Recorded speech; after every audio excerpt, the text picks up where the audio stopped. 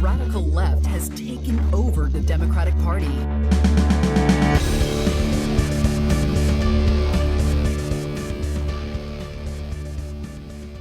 Hello and welcome to Think Progressively, covering politics and all the other chaos life has to offer. This is episode 133, recorded on Sunday, September 15th from Milwaukee. I'm Joe. And I'm Jason. And on today's episode, we discuss the recent presidential debate and conservative fury since then. So let's get to it!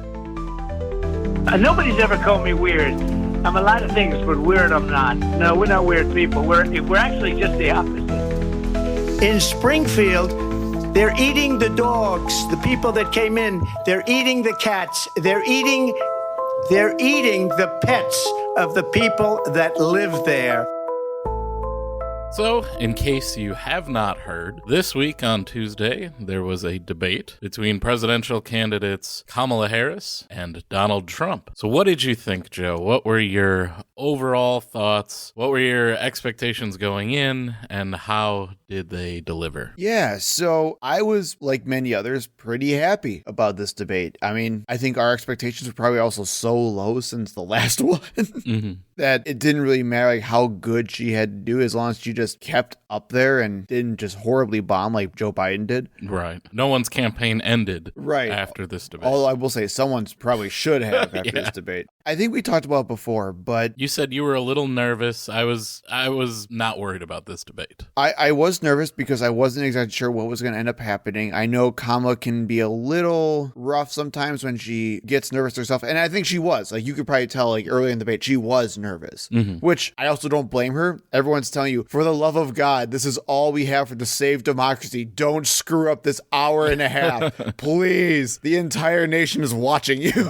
So I get it. But I think we talked before about how we didn't need Kamala to hit a home run here. We needed just a solid performance. I told, I think you and others, if she did like a B-rated performance or better, I was going to be very, very happy with it. And I think she did. I would grade her performance as probably a B. There are plenty of areas that she could have done better on, and there are plenty of areas that could have been way worse. Right. So I think overall it's just a solid performance from her. Yeah, I think from a progressive perspective, right, you didn't hear a lot that you were that excited about, which, I mean, you really have to temper your expectations if you're going in wanting to root for Kamala Harris as a progressive. Right, exactly. So in that respect, I would say maybe a C, but yeah, from an overall perspective on the entire country going into this debate, it has to be a B. And I think, obviously, either way, Donald Trump failed. He failed badly. He took every single bait, jumped on it like wild. It was like wild. Elmer Fudd in a Looney Tunes cartoon. I think a lot of people have been using the Charlie Brown example. Yeah, he tried to kick the football over and over and over again. And I think that's how I would describe it too. Like, Kamala didn't really win the debate. Trump lost pretty hard. I think that's the best way to describe it. Kamala did a good job of just sitting in the back, throwing just a little bit of stuff out there, and just let Trump rant. And he took the entire story by himself. And I think that was Harris's plan from the get-go, because they wanted the stories about how crazy Donald Trump was. And they got that. And honestly, just visually, he looked scared of her the entire time. God. He would not look at her. Can we?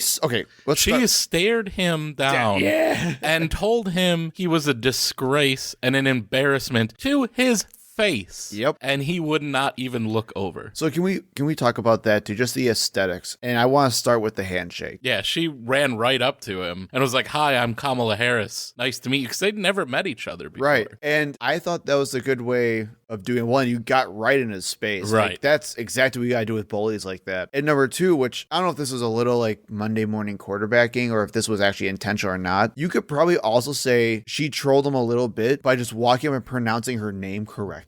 Yeah. To him, he's like, oh. He still calls her Kamala constantly. Right. And also, Trump is famous for like jerking the other person towards him when shaking their hands, because he is kind of a bigger guy. Yeah. And she completely disarmed the possibility of that happening by just walking straight up to him. Scared the crap out of him. Like, oh God, you're at my booth. Get out of here. So yeah, I think she was obviously coached very well from the start and did a fine job of taking advantage of every one of Trump's weaknesses, his vanity, his general lack of attention. yeah, his inability to stay focused. She knew those things going in. She jumped on them. She took advantage of them, and she made him look like a clown that he is in this debate. And that is exactly what Joe Biden is incapable at this point in his life of doing. Correct. And he wanted to, like, that was his goal for his own debate, and he failed to do so. Mm-hmm. So it's nice to see literally that same strategy come to fruition because the candidate's just better. What did you think about the moderators? I think they did well. I like the way they phrased the questions, and we talked about this even during the first debate. I like when they phrase questions where there has to be more of an answer, right? That it's, why didn't you do this? Why did you do this? Not, what would you do? And, let them just go off and run away with things. And they did that for both candidates. I was going to say, I mean, we're going to talk about how Republicans are angry about them later, but I legitimately think there were pretty tough questions for both candidates. Right. With Kamala Harris, they said, how come you waited until 6 months before the election to address immigration if it's such a big deal? Yep. And they did the same thing for Donald Trump. Even though, yes, because Donald Trump lost the debate, what is the first thing you do? What's the first thing you do when your team loses in sports? You blame the refs. And that's exactly what happened here. All of the conservatives are blaming the moderators, even though they did very little. Like, did they fact check Donald Trump more? Yes. Did Donald Trump lie way more? Yes. And that's the reason why. Well, and I have quibbles with the moderators from our side as well. They, again, they did let Donald Trump talk over them. Right. That's my whole point. And Donald Trump got 5 minutes more speaking time than Kamala Harris did. Yes. And that's where I'm also very, very annoyed with this, because everyone's going to say, like, oh, the moderators, we're rigging against Trump. Dude got the last word on nearly every single freaking subject. And even when they tried to stop him, he still bulldozed over them. And the one time that Kamala Harris tried to do that, they shut her down. Yes. And I was getting legit very angry. I'm like, dude, let her speak, for God's sakes. And what happened to muting the microphones? Every time they were asking Trump a question, he just talked over them, and they never asked their question. Right. At least control your debate if you're going to actually say you're going to control your debate. Like, this is ridiculous. I'm so sick. And again, I understand presidential debates are just always chaos and stupid, and we always are going to argue about stuff like this. But I'm so sick of people like Trump who just think that they can just bully their way through, and then moderators and news agencies who are hosting these debates just let the chaos happen. No, cut their shit off. I don't care if it looks biased or not. Like, cut it off if they're breaking the rules of the debate. My God. Or just open the mics. And they did that for a little while, which I think was one of the better parts of the debate, when there was an actual back and forth between Harris and Trump. Right. And they were able to address each other. I do think not having a crowd really hurt Trump this time. Oh, I absolutely agree. And it worked in his favor the last time because it left every awkward pause and inability to regain his train of thought from Joe Biden and made those things highlighted. It did exactly the same thing for Donald Trump here. And I think this also goes for when both candidates are trying to do those like gotchas to each other. And Trump lives on the insults. He lives on these like really stupid one-liners. That's how he did so well in 2016 as well. Without that, he just looks like a crazy person. Where before, he would say something insane and the crowd would go wild. Yeah. And the story would be, wow, look at these people who really love what he's saying. And now it just went from that to, this dude's insane. Right. Because there's no support that you can hear from that. Right. And with those times that we talked about where Kamala Harris told him he was a disgrace and an embarrassment to the country, he had to just sit there with that. Yeah. There was no response from the crowd, no boos or cheers or anything, just silence as she stared at him and he could do nothing but look away. Do you like the idea of not having crowds in general now, or would you want crowds back? Like, we'll say, pretend like post-Trump never comes back. Right. I don't think in this day and age, the way people will respond to anything their candidate says, regardless, I don't think it's necessary. I agree. That's why I wanted to ask it. You lose so much of the discussion because of the crowd. And I mean, every time I've seen debates with these crowds, it's always like, all right, let's make sure everyone settles down. Don't go, don't cheer, don't boo or anything. And then they do it anyway. Hey, settle down. Right. Like, Well, then why did you bring them? What are we doing here? I do think that every debate should have live third-party fact-checking as well. I mean, I agree with that, but good luck getting that across.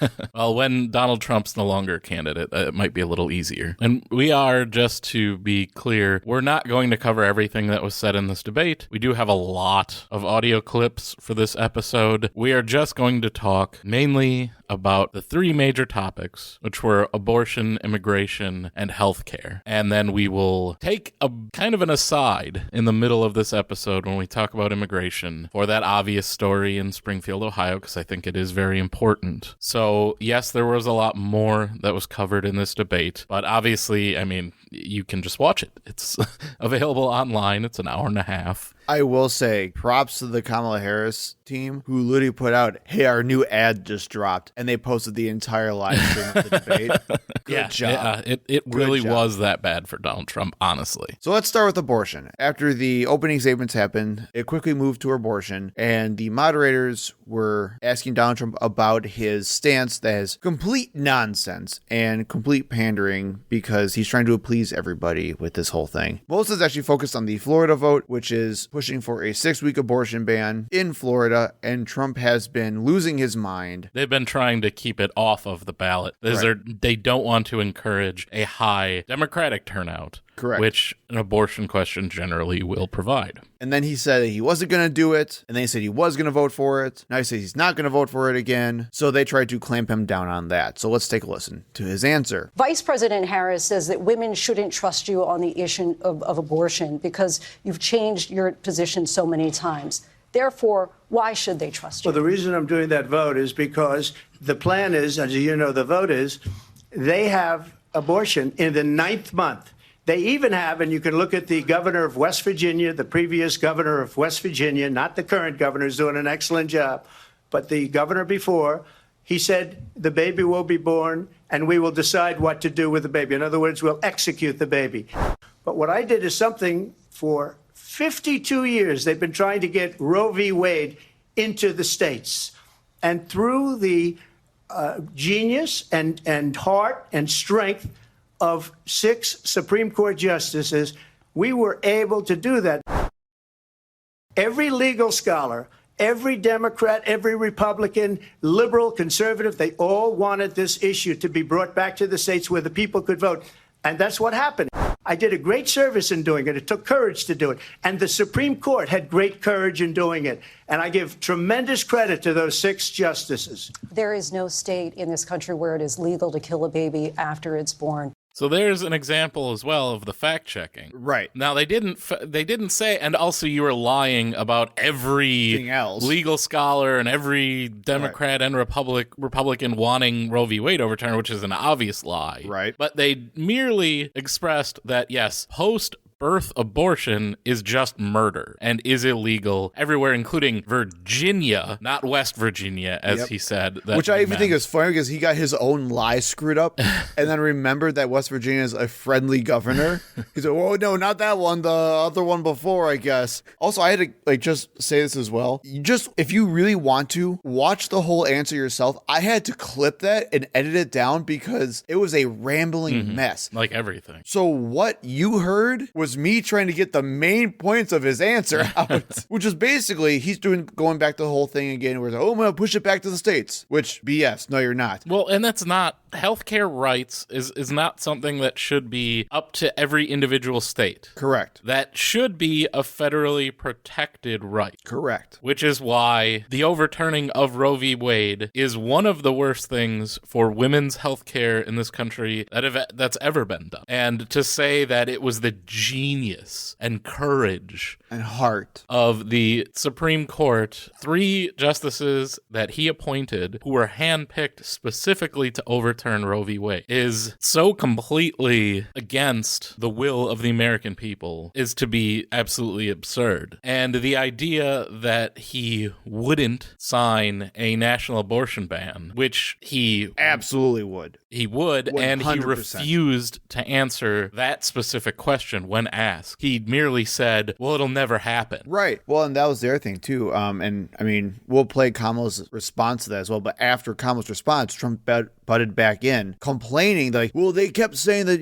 she'll say that we're going to get this passed and whatever. They can't get it done. It's not going to happen in Congress. They said the same thing about student loans. And they started ranting about student loans for another 2 minutes. Right. And yeah, about how they couldn't get student loans forgiven, which again, his Supreme Court, the same justices that we were talking about, are the ones that overturned the student debt forgiveness. Correct. In a very unconstitutional way. Correct. And that's something that's his fault. He was complaining that Joe Biden and Kamala Harris got blocked on student debt relief when it's his fault that it happened in the first place. Yep. So yes, absolutely ridiculous. And again, when pressed for an answer, would you veto a national abortion ban if it came to you as president? He would not say no. Would you veto a national abortion ban if it came to your desk? Well, I won't have to. Oh, and see, I didn't get this. I completely forgot about it because he also threw his vice president pick under the bus. And the moderator went back and said, well, J.D. Vance said you would veto this. Are you going to disagree with him? Well, I don't talk to him. Yeah, we didn't talk about it. But if I could just get a yes or no, because your running mate, J.D. Vance, has said that you would veto it if it did come to your desk. Well, I didn't discuss it with J.D. In all fairness. So I don't know what he said. You didn't talk about one of the biggest issues in the country with your vice presidential nominee. And then just to show difference. They're probably too busy talking about couches and dolphins. And so just to show difference, listen to Kamala Harris's response to Trump's abortion answers. And now in over 20 states, there are Trump abortion bans, which make it criminal for a doctor or nurse to provide health care. In one state, it provides prison for life. Trump abortion bans that make no exception even for rape and incest, which understand what that means. A survivor of a crime of violation to their body does not have the right to make a decision about what happens to their body next. That is immoral. And one does not have to abandon their faith or deeply held beliefs to agree. The government, and Donald Trump certainly, should not be telling a woman what to do with her body. I have talked with women around our country. You want to talk about this is what people wanted? Pregnant women who want to carry a pregnancy to term, suffering from a miscarriage, being denied care in an emergency room because the healthcare providers are afraid they might go to jail, and she's bleeding out in a car in the parking lot. She didn't want that. Her husband didn't want that.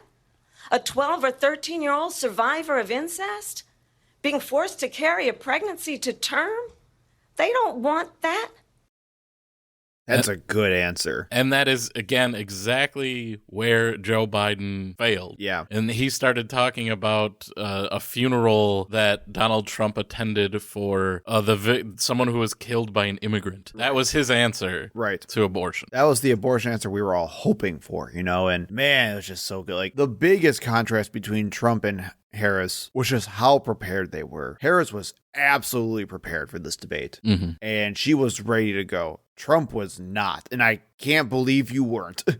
Well, he thinks that he's the greatest debater ever in the history of the world. So what does he need prep for? And even though they supposedly brought in Tulsi Gabbard because they thought that she did so well against Kamala Harris in the Democratic, back when Tulsi Gabbard claimed that she was a Democrat, in the Democratic primary in 2020. Well, let's see how well that worked out, because the thing that Tulsi Gabbard was known for was her foreign policy experience. And Trump did terribly on things like Russia and Ukraine. Awful. And what was it? I didn't grab this clip either, but it was like Harris was talking to Trump, again, looking daggers into his brainless skull and saying how the rest of the world is laughing at you and say you are a disgrace to this entire country. And then said, how can America trust you to be with these people like Kim Jong-un and Putin and all these other world leaders who will eat you for lunch? Right. And then just stared right at him while he just cowered in fear. And Trump even praised Viktor Orban. Right. I mean, jeez. Well, I don't love dictators from other countries. Let's give a hand for Viktor Orban, everybody. Yeah, way to dispel that. Yeah. Also, can we, and this is like a piece of advice for like the Harris campaign, news media in general, get rid of the strongman word and adjective for Viktor Orban. He's not a strongman. He's a freaking dictator and a fascist. That's who he is. And who Trump looks up to, because that's what he wants to be. Right. So then we move to immigration. And as I said, tough question for for Kamala Harris from the moderators. They asked her why the Biden administration has waited until just 6 months before the election to address immigration. And as we all know, this is a sore spot for Kamala Harris because she has been widely reported, especially by conservatives, to be responsible for the immigration crisis, the Biden border crisis. And while, granted, we've talked about many times in the past, for us, the crisis is a crisis of administration, that we are not processing these asylum applications nearly fast enough. They're taking years, like decades, even in some cases, to process these asylum seekers. And that is really the issue. It's not the amount of people coming over seeking asylum. It is the fact that we leave these people in legal limbo forever and then wonder why we have so many people who are seeking asylum in our country, because we don't spend nearly as enough money for people to process these applications, for judges to hear these cases, that we need to. And it is not a matter of building walls and empowering border agents to literally murder these people seeking asylum, which is what literally Republicans are doing. Look at what's being done by Texas, putting up razor wire buoys in the Rio Grande to literally harm and kill and drown people trying to come to America, and blaming all of the immigrants for Mexican drug cartels smuggling drugs into the country, which they are not going to do via individuals coming to the country seeking asylum. Right. That's not how drugs are coming into the country. Being smuggled in trucks and shipping containers coming over ports of entry. So, yes, there is a big difference between how we view the immigration problem and how both candidates view the immigration problem. But it is, for the majority of Americans, the ones who, your median voters. Right. The ones who believe all of this nonsense that, immigrants are coming from asylums and coming into America. This was a joke I've heard months ago about how Trump doesn't know the difference between asylum seekers and people coming from insane asylums. Right. The late, great Hannibal Lecter, everybody. And I still don't think he knows the difference. He did it during the debate, too. Mm-hmm. They're coming from insane asylums. What? But yeah, I do want to just clarify, this is a bad issue for Harris. Not surprising. I mean, Trump has been leading Harris through multiple polls. I mean, and same with Biden as well. Through multiple polls that people would trust Donald Trump in double digits more than Kamala Harris. So how does Harris answer this question? Well, she begins talking about the bipartisan border bill that Trump blew up, and we talked about that in a previous episode. But then she made a really hard pivot and did a typical political move and started talking about something else other than immigration. Let's listen. So I'm the only person on this stage who has prosecuted transnational criminal organizations for the trafficking of guns, drugs, and human beings. And let me say that the United States Congress, including some of the most conservative members of the United States Senate, came up with a border security bill which I supported. And that bill would have put 1,500 more border agents on the border to help those folks who are working there right now overtime trying to do their job. It would have allowed us to stem the flow of fentanyl coming into the United States. I know there are so many families watching tonight who have been personally affected by the surge of fentanyl in our country. That bill would have put more resources to allow us to prosecute transnational criminal organizations for trafficking in guns, drugs, and human beings. But you know what happened to that bill? Donald Trump got on the phone, called up some folks in Congress, and said, kill the bill. And you know why? Because he'd prefer to run on a problem instead of fixing a problem. And I'm going to actually do something really unusual, and I'm going to invite you to attend one of Donald Trump's rallies, because it's a really interesting thing to watch. You will see during the course of his rallies, he talks about fictional characters like Hannibal Lecter. He will talk about windmills cause cancer. And what you will also notice is that people start leaving his rallies early out of exhaustion and boredom. And I will tell you, the one thing you will not hear him talk about is you. So such an obvious bait there. Right. People leave his rallies early. She knows that's going to attack Trump's ego. Right. But can I also just say, before we get into that, again, we talked about our caveat with the immigration stuff, right? Mm-hmm. And she does all of the Republican stuff, right? Right. How good for Democrats was it that Trump so publicly blew up that bipartisan bill? It gives them every talking point they need to combat the Republican BS. Again, we still disagree with it. It's not good. It's still a Republican bill at the end of the day that Democrats were going to sign on to just to look. Just the idea of right. like, well, let's just get a bunch more border patrol. That is the Republican answer. Right, exactly. But the fact that now Kamala Harris can literally point to Donald Trump saying, I tried to fix it, he screwed it up, is like weapons grade perfect, in my opinion, strategic wise at least. Now, let's get to the bait.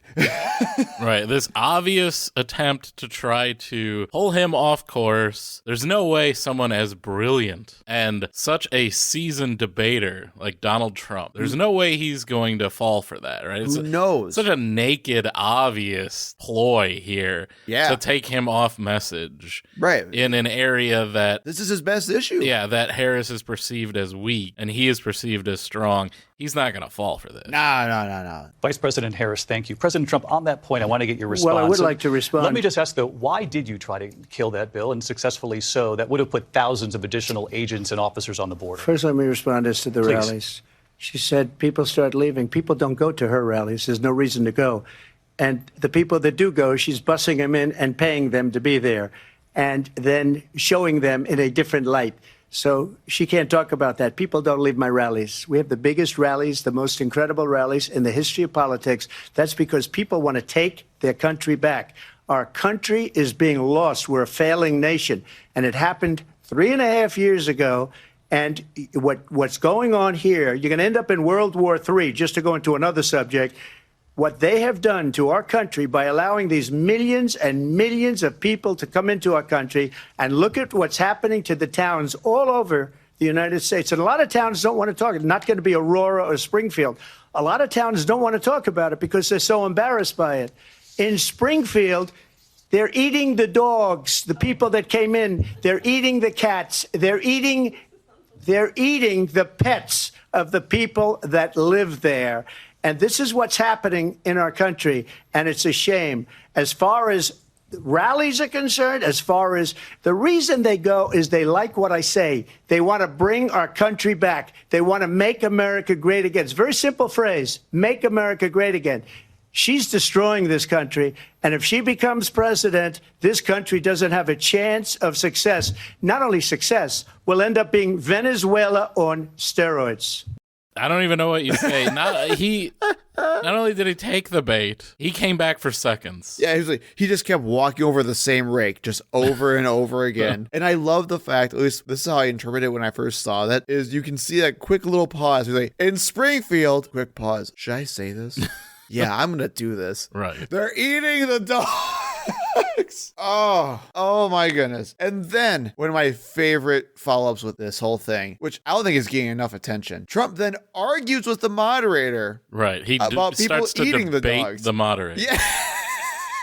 Let's listen. I just want to clarify here. You bring up Springfield, Ohio, and ABC News did reach out to the city manager there. He told us there have been no credible reports of specific claims of pets being harmed, injured, or abused by individuals within the immigrant community. Well, I've seen people on television. Let me just say here, this is the people on television say my dog was taken and used for food. So maybe he said that, and maybe that's a good thing to say for a city manager. I'm not taking this from but television. But the people I'm on taking it from television the city saying manager. their dog was eaten by the people that went there. Again, the Springfield city manager says there's no evidence of that. Vice We'll President find Harris, out. I'll let you respond to the rest of what you've heard. So he starts to debate the moderator. This is clearly biased moderating. And where is the clip of this television program where someone is claiming that their dog got eaten? It doesn't exist. Oh my God. Can you sound more like a Fox News? I saw it on TV. But I saw it on TV. The guy on TV said it.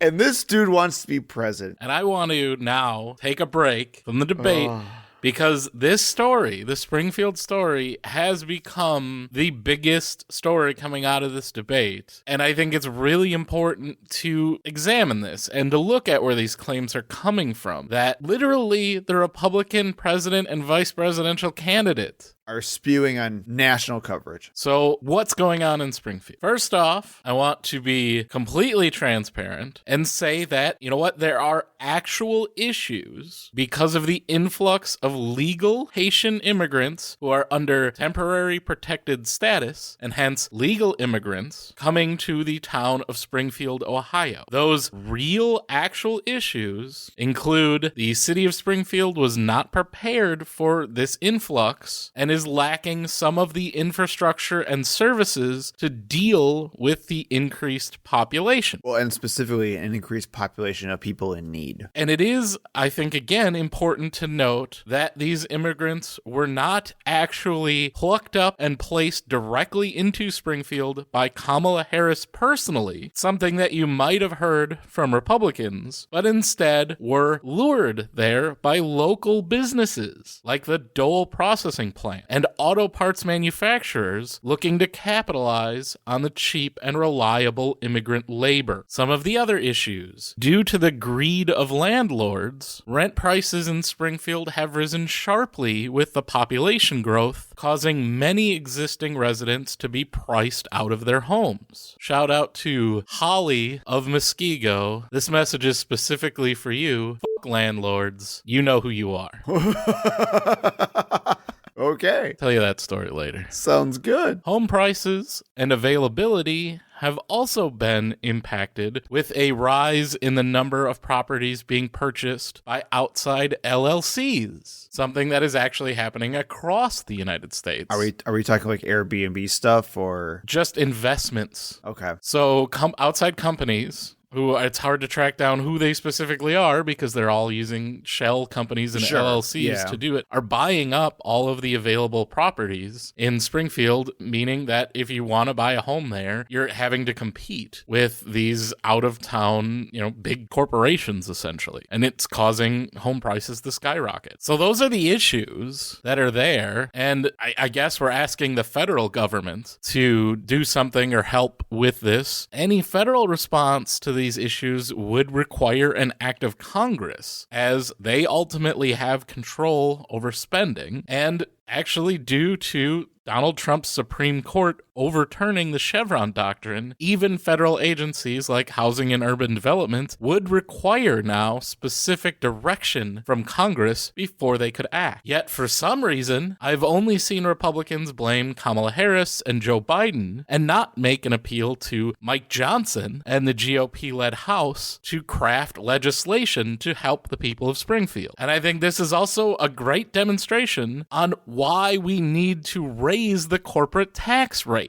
Donald Trump, the only accomplishment he had other than completely destroying the Supreme Court during his presidency was creating the largest corporate tax break in American history, meaning these companies like Dole, like these auto parts manufacturers who are benefiting and profiting from all of this cheap immigrant labor are not paying their fair share in order to help the city deal with the number of immigrants they are attracting. But somehow it's all Kamala Harris's fault. Open borders, the late, great Hannibal Lecter. But let's now talk specifically about these pet-eating accusations and where they've come from. Good, because I want to know. I want to get to the bottom of the story, like a true honest skeptic. I mean, first you can say there's always been these racist accusations, Haitians, voodoo, rituals, killing animals, that sort of thing. Yeah. But specifically for Springfield, Ohio, in early August, on the right-wing social media site Gab, photos of white supremacist groups marching with Nazi flags through Springfield, specifically to protest the Haitian immigrants, appeared on the site, and comments on those photos stated that wherever Haitian immigrants are located, pets start to disappear. So these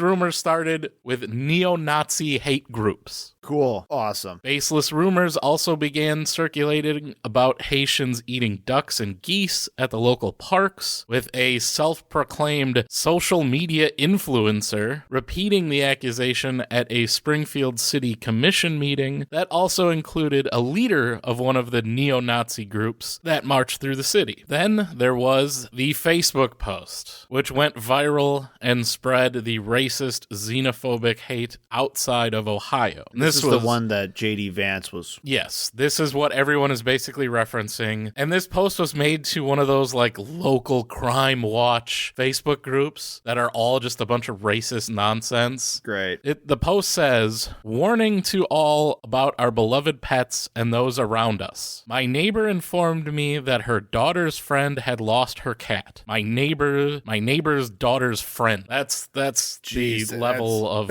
information we're getting here. "She checked pages, kennels, asked around, etc. One day she came home from work. As soon as she stepped out of her car, looked towards a neighbor's house where Haitians live, and saw her cat hanging from a branch, like you'd do a deer for butchering, and they were carving it up to eat. I've been told they are doing this to dogs. They've been doing it at Snyder Park with the ducks and geese, as I was told that last bit by rangers and police. Oh, really? The Rangers and police are saying this, huh? Please keep a close eye on those animals." Now, it's not clear whether she's calling Haitians animals or she's saying keep a close eye on your pets. But either way, this entire post Is insane. and it's meant specifically to cause fear and hatred towards the Haitian population. I agree. There is no other way you can possibly interpret this. I agree. So the scumbag who made this post later deleted it after it went viral and caused all of this, and told reporters that she had misunderstood her neighbor and that the story was false, and said that she did not mean to cause anyone any harm. Oh, you didn't? She's not racist. She has a half-black daughter, and she herself is mixed race and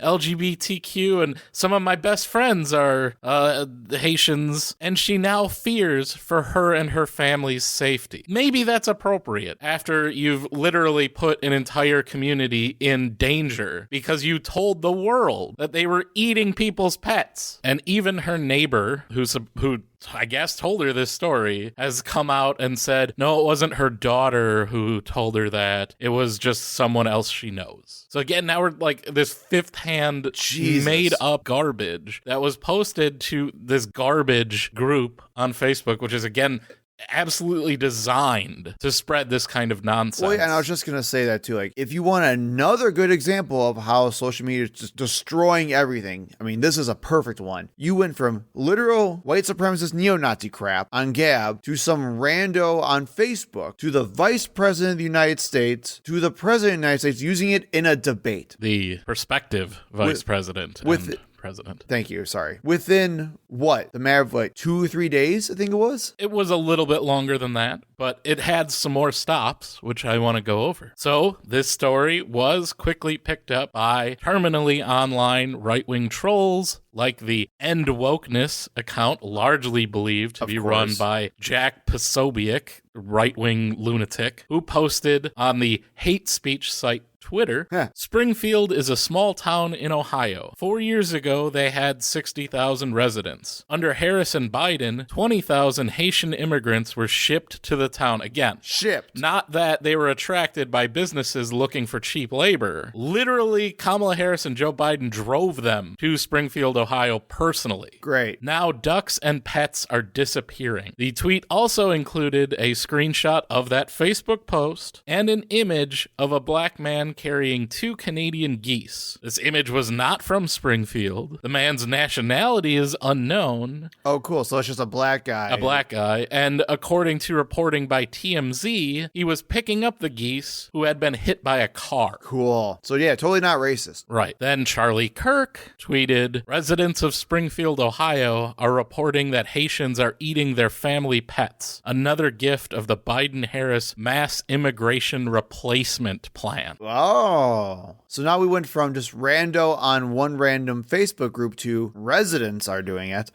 And now it's all part of an actual replacement plan. Right. To get rid of white people. Mm-hmm. And then, of course, J.D. Vance, vice presidential candidate, posted months ago, I raised the issue of Haitian illegal immigrants draining social services and generally causing chaos all over Springfield, Ohio. And also, again, reminder that funding comes from Congress. J.D. Vance is literally a representative in Congress from Ohio. Yep. And should be the one doing something about this. Reports now show that people had their pets abducted and eaten by people who shouldn't be in this country. Where is our border czar? Which I love that too. And they are legally in this country again, and not that they shouldn't be here. Well, and again, I love this so much too, where they've spent years painting Kamala Harris as a quote unquote border czar. And now they're saying, hey, where's our border czar? Why isn't our border czar doing it? It's a made up role you created. And now you're upset that Kamala Harris isn't doing the role that you created for her? Right, we do not have, I don't know when we started all this czar stuff. It's not even that's a Russian thing. I know. And then, of course, the biggest right-wing troll of them all, Elon Musk, posted, and of course, an AI-generated image of a duckling and a kitten with the caption, "Save them." And just to add on to all of this, there was also a police video spread of a woman being arrested for killing and allegedly eating a cat that was attributed to these claims. And see, here's proof that this is happening. Except the case was from Columbus, Ohio, not Springfield, and the woman was an American citizen, not a Haitian immigrant. Cool. And even though, as you heard, Donald Trump was told that these claims were false, he continues to spread this hateful lie, this racist, xenophobic, dangerous lie, both on social media, following Elon Musk's lead, posting AI-generated images of kittens holding signs. One says, "Kamala hates me." And during his recent rally in Tucson, he said this. There's a place called Springfield, Ohio, that you've been reading about. 20,000 illegal Haitian immigrants have descended upon the town of 58,000 people, destroying their entire way of life. This was a beautiful community, and now it's horrible what's happened. Enrollment on the state's Medicaid and food assistance programs have soared. Motor vehicle accidents have skyrocketed. Recording of 911 calls even show residents are reporting that the migrants are walking off with the town's geese. They take in the geese. You know where the geese are? In the park, in the lake. And even walking off with their pets. My dog's been taken. My dog's been stolen. This can only happen. These people are the worst. Jesus Christ. I also heard another story about how his debate team was not able, they didn't want him to talk about the Springfield thing, but they couldn't get him off it at all. So their goal was to make it so that he would talk about Springfield and then pivot to immigration as a whole, as like an actual issue. You think that worked? Doesn't seem like it. Now, as a consequence of all of this hate and racism and xenophobia pushed by all of these people, all on the right wing, and it's all just a nonsense conspiracy theory, like everything that comes out of the Republican Party ever since Trump has been around. Yep. As a consequence of Donald Trump and J.D. Vance repeating neo-Nazi lies about Haitian immigrants, there have now been multiple bomb threats against government buildings, hospitals, and schools in Springfield, causing shutdowns and evacuations and leaving the Haitian community in abject fear for their lives. That is what the nominee for president and vice president for the Republican Party have brought Americans. I know we keep saying it, but this is why we always say the sides are not the same. You can have as many issues with Kamala Harris and Democrats as you want. You do not get this with Republicans. This is freaking crazy. And we'll have to do a whole episode at some point about this, but there's been a lot of hate thrown at Haiti in general and how terrible it is. Yeah. How, oh, it's a destroyed country, a failed country, the poorest country in the Western Hemisphere. Well, let me just say, Haiti was the first and only successful slave uprising in the world. And before it was stripped bare by European and American colonialism and greed, it was the most profitable and rich colony, and that includes America, when it was found, and was destroyed systematically and repeatedly by America, Spain, France, and Britain. And someday we will do the full rundown on that. But you want to know why Haiti is in the shape it's in right now? Because we caused it. And we should be taking in Haitian immigrants. And we should be giving them social services. Because we caused them in the first place. But that's enough for now. We'll have to get back to the debate and talk about the last topic that we're going to go over here, healthcare. So I think this was probably the second biggest clipped section of the entire debate. This is when they started talking about the Affordable Care Act and how Trump failed repeatedly to try to repeal and replace it, and asked, does he have a plan and what is he going to do about it? You have long vowed to repeal and replace the Affordable Care Act, also known as Obamacare. You have failed to accomplish that. You now say you're going to keep Obamacare, quote, unless we can do something much better. Correct. Last month, you said, quote, we're working on it. So tonight, 9 years after you first started running, do you have a plan, and can you tell us what it is? Obamacare was lousy health care, always was. It's not very good today.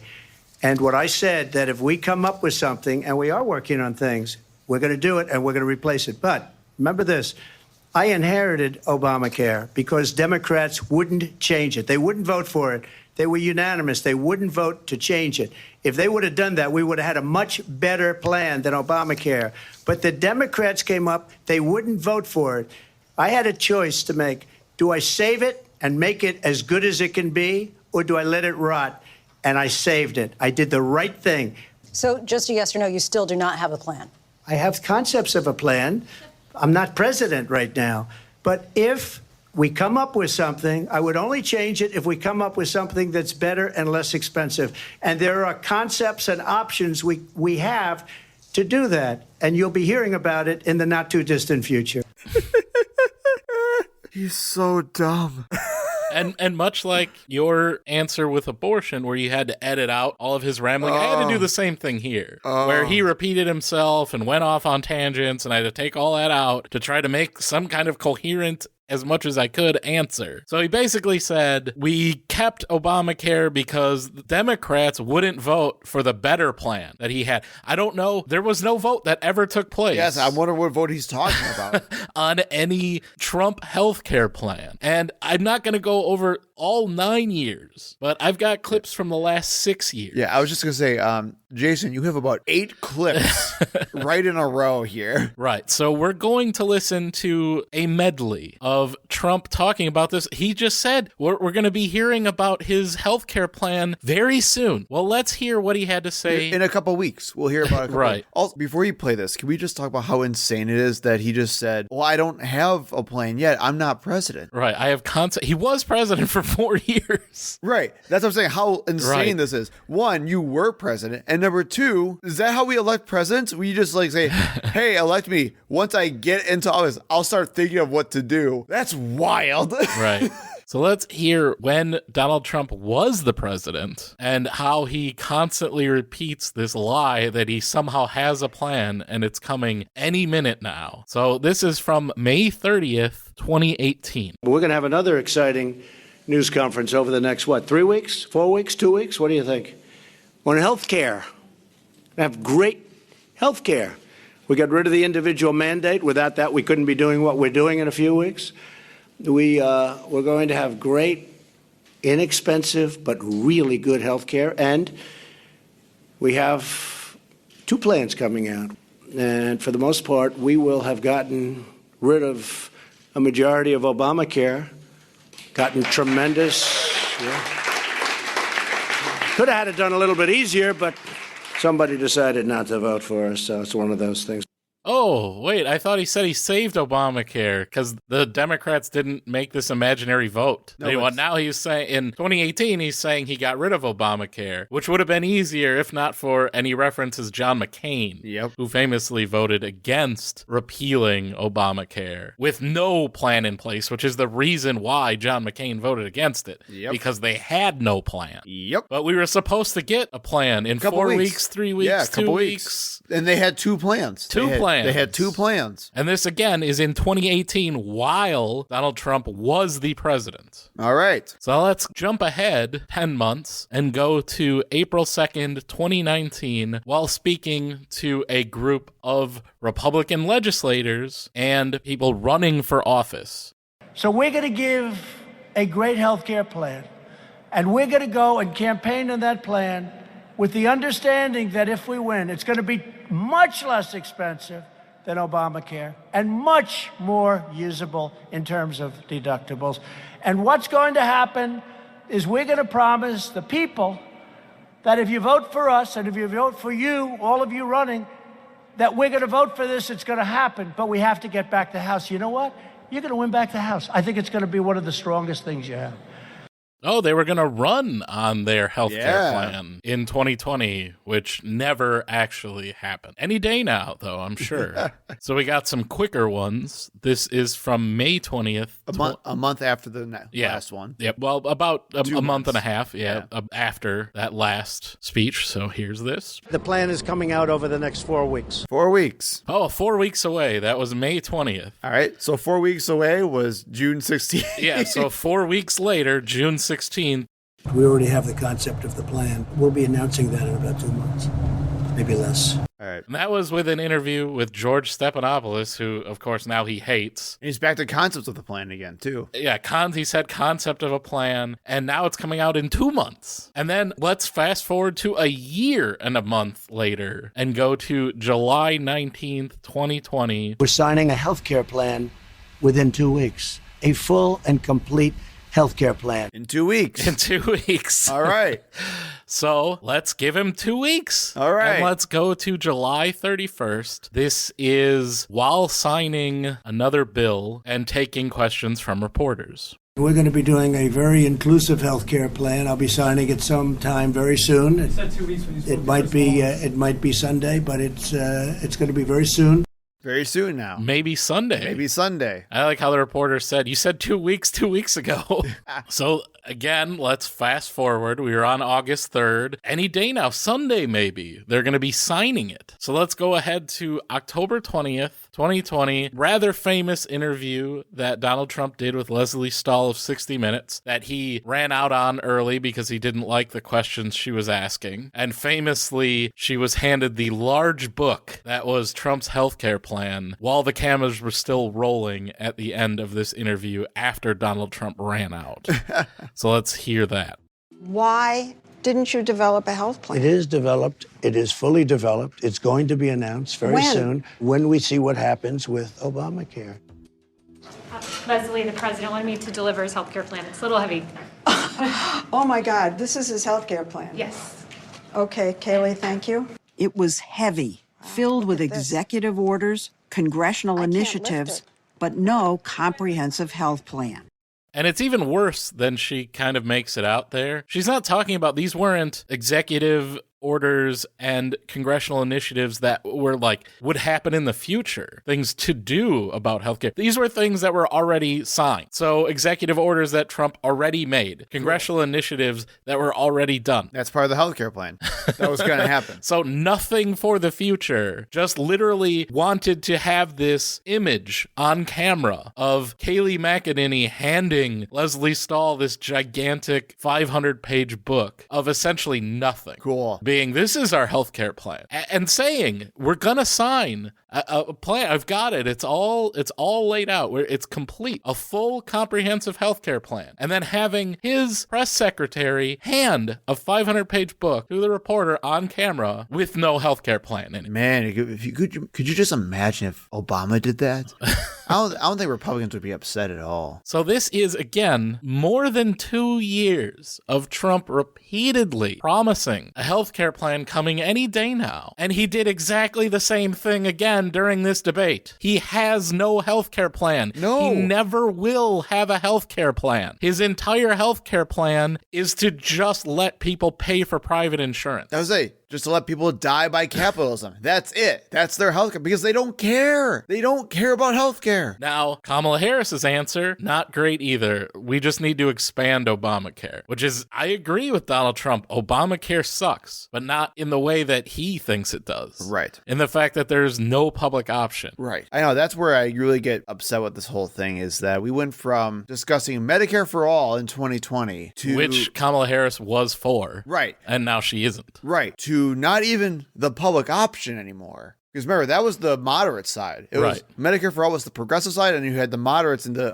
Democratic primary who were pushing for the public option like Joe Biden was. We're not even talking about that anymore. Cool. And they talk about Obamacare like it really does anything. It's just a marketplace where you can buy private insurance. Right. And if you make below a certain threshold, you get some government subsidies. Right. Wow, how great. And those government subsidies go to the insurance companies. Yep. That's all it is. And people talk about it like it's some kind of socialized healthcare plan. I know. It's so stupid. So that was generally the debate. Yeah. So that's what we're going to cover. 90 minutes of that, basically, if you didn't watch it. And since then, Republicans have been in full meltdown mode, where they are trying to cope with the fact that Donald Trump just got utterly destroyed in that debate. Or at least he utterly destroyed himself in that debate. Everyone on the Republican side are blaming the moderators, like we talked about before. It was a 3-versus-1 debate because of all the horrible fact checks.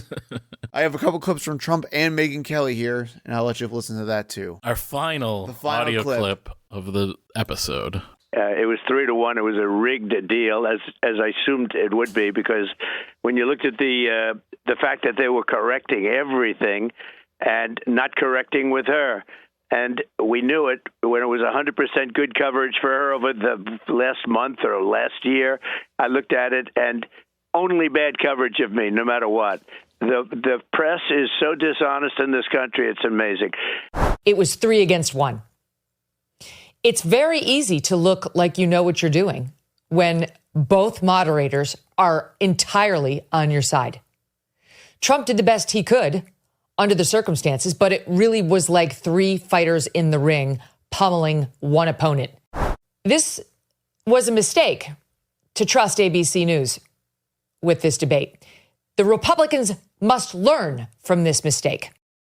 I saw tons of conspiracy about how Lindsay Davis was in the same sorority as Kamala Harris. And when I say same sorority, I'm talking like same sorority, but at completely different colleges at completely different points in time. And it's the largest black sorority in the country. So, and that she was helping a sorority sister out, I guess. I saw a conspiracy about how Kamala was too prepared and did too well, so therefore she had to have the answers in advance. Or she had Bluetooth earrings. Yeah, the fake earrings. The cope was real, you guys. It was so bad. And again, you heard the clips if you didn't watch the debate. You heard what was being fact-checked. Donald Trump was saying things like, babies are being executed after birth. Donald Trump was saying things that in Springfield, Ohio, people are eating cats and dogs. Haitian immigrants. Right. And I'll even say this. To some of Megyn Kelly's credit, they really didn't fact check Kamala Harris. You know why? Not even because she was telling the truth all the time. It was because she wasn't saying anything. She literally didn't have to say anything for them to fact check. All she did was say very generic lines. This is why I gave her a B. And then just let Donald Trump hang himself. Well, and again, they did not have real-time fact checking. The only thing they had were things that they prepared ahead of time. Right. They knew the Springfield thing was going around because JD Vance had been posting about it, so they were prepared for that. They had already contacted the city manager who told them that there were not any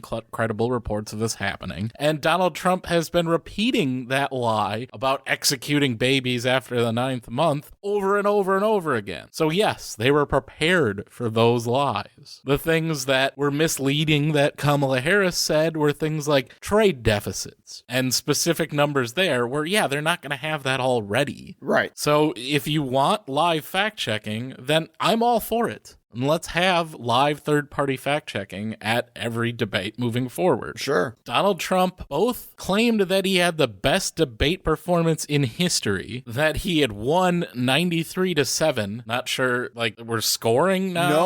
No, It's a Newsmax poll, I know. Yeah, it was like a little Twitter poll thing. Yeah, a Newsmax listener poll. Yeah. And also that ABC should lose their broadcasting license during an interview with Fox and Friends.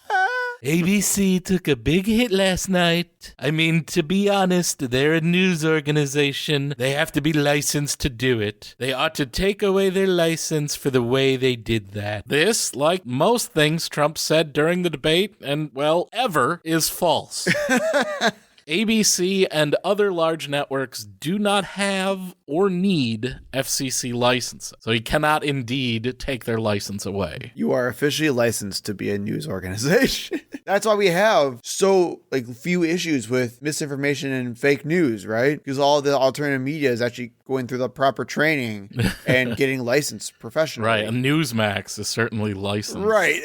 The other part of them losing their minds, though, is that they're all angry and blaming each other. I've seen people on Twitter arguing about how angry they are that idiots basically fed the lie about the cats and dogs things to Donald Trump and JD Vance, and now he parroted it on national TV. Lindsey Graham was on record saying that the Trump debate team should be absolutely fired for that atrocious debate. They're in a death spiral. I mean, then the rest of it's also basically just coping of Ben Shapiro saying that, oh, well, the debate doesn't matter, so it's all fine. Don't worry about it. Hand wave it away. So we know that there is an upcoming vice presidential debate between JD Vance and Tim Walz. That will take place on October 1st, will be moderated by CBS News in New York City. I can't wait. But will there be another presidential debate between Kamala Harris and whoever the Republicans decide to replace Donald Trump with now that he did so poorly? Yeah, so if JD Vance ends up becoming the presidential nominee, do they have to scurry and find someone to debate Tim Walz on October 1st, or does he just have to debate twice, once in October 1st and then goes on and just does it all by himself? Yeah, if he does well, then they'll let him do the other one. You get promoted up to the big leagues. Well, at least according to Donald Trump, there will be no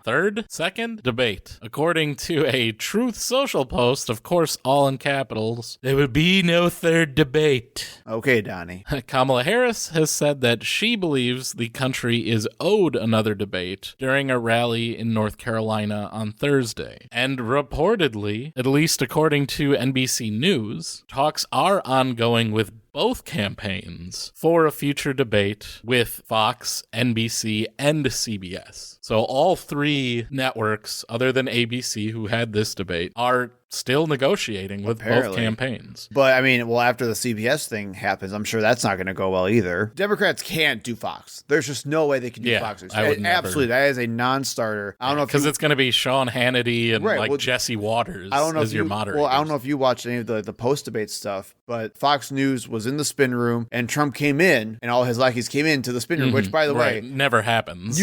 That never happens. You must have really realized you lost if Trump is in the spin room, for God's sakes. And Sean Hannity was talking to Trump on air, and he was saying things like, it's so ridiculous that how bad these moderators were. They wouldn't even talk about the illegal transgender operations for, illegal immigrants in prison. They wouldn't even talk about the cats and dogs and the Springfield How. They just argued with that about that. And then he said, well, we should do it on Fox News. We should do another debate and let me be your moderator. Absolutely not. Do not let Fox News near a debate stage with you. Kamala Harris doesn't need to do a damn thing anymore. I understand that a lot of Democrats want more Kamala Harris side by side with Trump. You don't need to do that anymore. You got the memes. You got the momentum. Just push to the end. If it's done through NBC or CBS, then maybe. But stay away from Fox News. You don't need to appear fair and balanced for them. At least that's my hot take. Right. Well, because they will literally rig the debate. Yes. 100%. So it's a good day to be a Democrat. It's a very, very bad day to be a Republican. And I'm okay with that because they all suck. Yeah, as we said last week, this was Trump's last chance to turn things around from the way things had been going, trending against him and towards Kamala Harris. He did not do that. No, not at all. He just made it worse. Yep. And the fact that he's playing hard to get with this debate thing, it's going to make it even worse for him. So, hooray! Finally good news.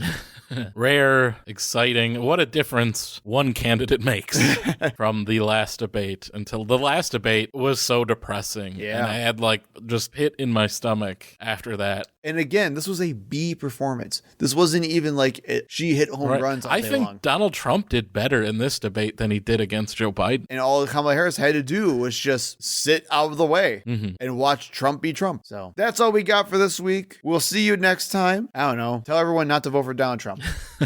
He's crazy. Start making plans to vote. Obviously, if you're listening to our show, you're going to vote. Or at least have a concept of a plan. Or there's something really wrong with you. You like listening to us, but you're not going to vote. Okay, I made a really good joke. Yeah, I saw and you just talked right over it. Concept of a plan. I was real proud of that, and I got no reaction. We need to talk about this relationship and this partnership. It's all one way. Goodbye, everybody. Thank you for listening. We hope to see you in the next episode. You can find us on Facebook and Twitter at ThinkProPod. You can email us at thinkpropod@gmail.com. And remember, when in doubt, think progressively.